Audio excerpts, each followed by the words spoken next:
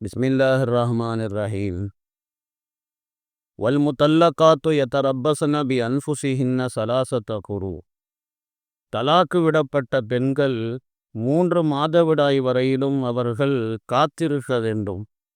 வலா யஹில்லு லஹுன்ன அன் யக்தும்ன மா ஹலகல்லாஹு ஃபி அர்ஹாமிஹின்ன. அவர்களுடைய கர்ப்ப கோளறையிலே அல்லாஹ் எதை உருவாக்கினானோ அதை மறைப்பதற்கு அவர்களுக்கு ஹலால் இல்லை. இன் குன்ன யுமின்ன பில்லாஹி வல் யௌமில் ஆஹிர். அல்லாஹ்வையும் மறுமை நாளையும் அவர்கள் நம்பியவர்களாக இருப்பார்களேயானால். வபுஊலத்துஹுன்ன அஹக்கு பிரத்திஹின்ன ஃபீ தாலிகா. அவர்களுடைய கணவன்மார்கள் அவர்கள் இதாவுடைய காலத்திலே அவர்களை திருப்பிக் கொள்வதற்கு அதிக உரிமை உள்ளவர்களாக இருக்கிறார்கள். இன் அராது இஸ்லாஹா. இணக்கத்தை அவர்கள் நாடுவார்களேயானால். வலஹுன்ன மிஸ்லுல்லதி அலைஹின்ன பில் மாரூஃப். பெண்களுக்கு கடமை இருப்பதை போல அவர்களுக்கு உரிமையும் சிறந்த முறையிலே இருக்கின்றது. என்றாலும் வலிர் ரிஜாலி அலைஹின்ன தரஜா.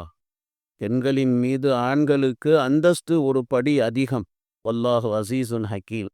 அல்லாஹ் தஆலா எல்லாரையும் மிகைத்தவனாகவும் ஞானம் மிக்கவனாகவும் அல்லாஹ் தஆலா இருக்கின்றான் என்று அல்லாஹ் தஆலா கூறுகின்றான். தலாக்குடைய இத்தாவை பற்றி அல்லாஹ் தஆலா இந்த ஆயத்தில் அல்லாஹ் தஆலா பேசுகின்றான்.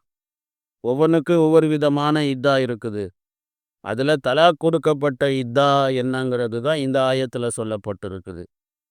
இந்த நம்ம பொம்பளைய 40 நாள்னு ஒரு இதா கணக்கு வச்சுருக்குதுங்க.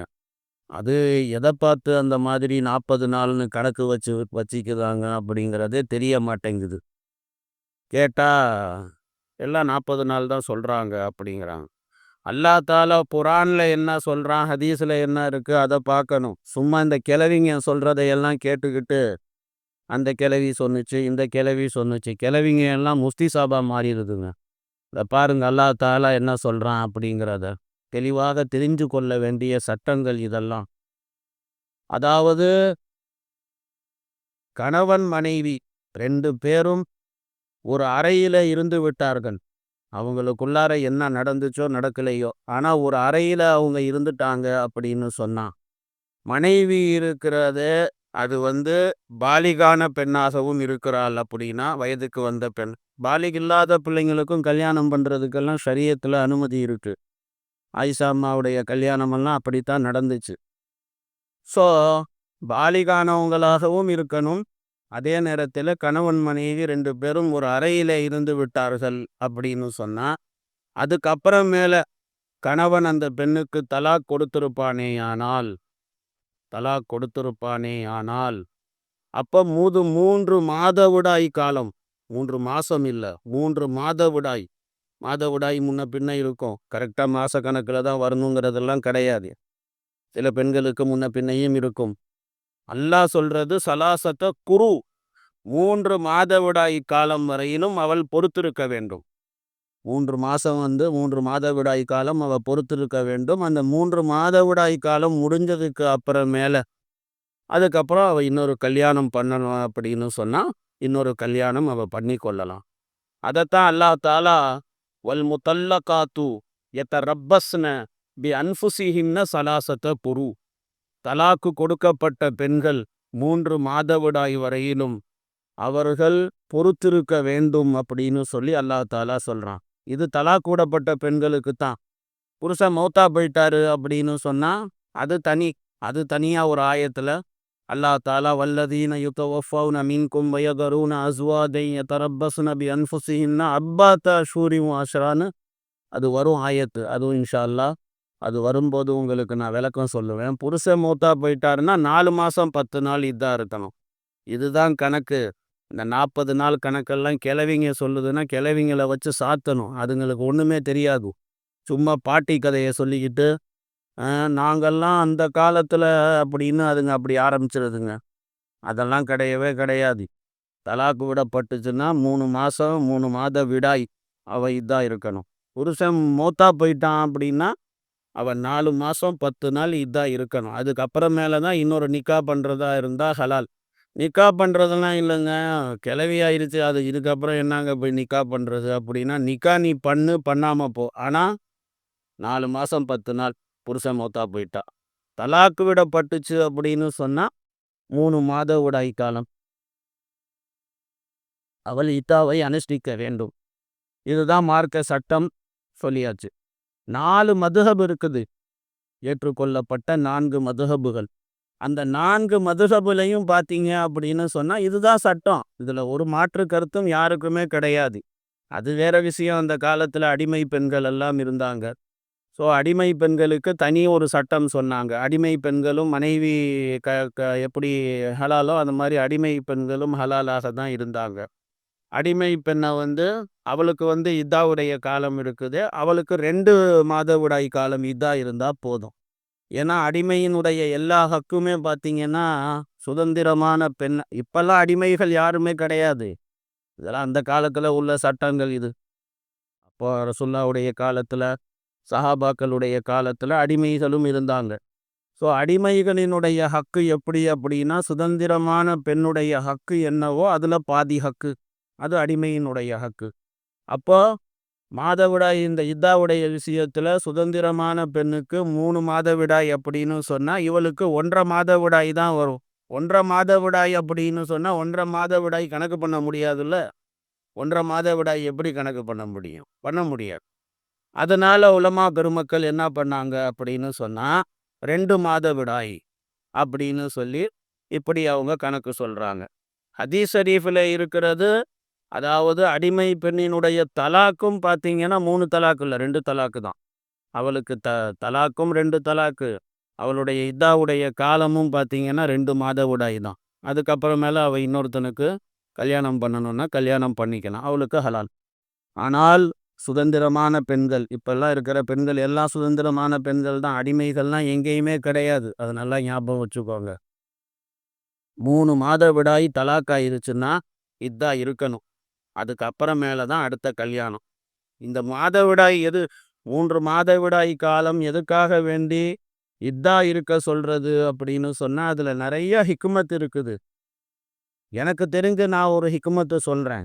அதாவது அவனுடைய கணவன் மூலமாக அவளுக்கு ஏதாவது கருத்தரிச்சு இருந்துச்சு அப்படின்னு சொன்னா இந்த 3 மாதவிடாய் காலத்துல அது தெரிஞ்சு போயிடும். 3 மாதவிடாய் வந்துச்சுன்னா குழந்தை தங்கலைன்னு தான் அர்த்தம். குழந்தை தங்கிருச்சுன்னா மாதவிடாய் நின்று போயிடும். அப்போ குழந்தை தங்கிருச்சு அப்படின்னு சொன்னா மாதவிடாய் நின்றும். இப்போ 3 மாதவிடாய் சமயத்துல மாதவிடாய் வந்தும் கூட பிரெக்னெண்டா இருக்கிறாங்கன்னு சொல்லுவாங்க டாக்டருங்க சமயத்துல. அதனால சரியத்துல என்ன சொல்லப்பட்டிருக்குதுன்னு சொன்னா 3 மாதவிடாய் வரையிலும் அந்த செக்கிங் டேஸ் தான் அது எல்லாமே. 3 மாதவிடாய் வரையிலும் அவ பொறுத்திருக்க வேண்டும். 3 மாதவிடாய் வரைக்கும் பொறுத்திருந்தான்னா கணவன் மூலமாக எதுவும் கரு தரிக்கலை அப்படிங்கிறது கன்ஃபார்ம் ஆயிருச்சு. அதுக்கப்புறம் அவ இன்னொரு ஆணை கல்யாணம் பண்றது அவளுக்கு ஹலாலாக இருக்குது. அதுக்கு முன்னாலேயே பிடிச்சி இன்னொருத்தனுக்கு கல்யாணம் பண்ணி வச்சிங்கன்னா குழந்தை தங்குச்சுன்னா எவன் குழந்தைன்னு சொல்லுவீங்க? புருஷனுக்கு பிறந்த குழந்தை சொல்லுவீங்களா? 2வது புருஷனுக்கு பிறந்த குழந்தை சொல்லுவீங்களா? இது மாதிரி நிறைய ஹிக்மத் இருக்குது. நான் இதை ஒருத்தர்கிட்ட சொன்னேன். சொன்னா ஹஜ்ரத்து அது கிளவி, அதுக்கு போய் என்ன ஹஜ்ரத்து அப்படின்னு சொன்னார் ஒருத்தர். அப்படி கிளவியா இருந்தாலும் சட்டம் இதுதானங்க. அல்லாஹ் தாலா இருக்கிறானே சலாசத்த குரு தான் சொல்லியிருக்கிறான். 3 மாதவிடாய் அவள் இத்தாவை அனுஷ்டிக்க வேண்டும் அப்படின்னு சொல்லி. இது நான் சொன்னது. அதுல உள்ள ஹிக்குமத்தை நான் சொன்னேன். இதுல வேற ஹிக்குமத்து கூட இருக்கலாம். அது அல்லாஹ்வுக்கு வெளிச்சம். அல்லாஹ் ஏன் இந்த மாதிரி ஒரு சட்டத்தை அல்லாஹ் பிறப்பிச்சான் அப்படிங்கிறது அல்லாஹ்வுக்கு தெரியும். எனக்கு தெரிஞ்ச ஹிக்குமத்தை நான் சொன்னேன். அப்போ சலாசத்தை குருங்கிறது அல்லாஹ்வுடைய சட்டம்.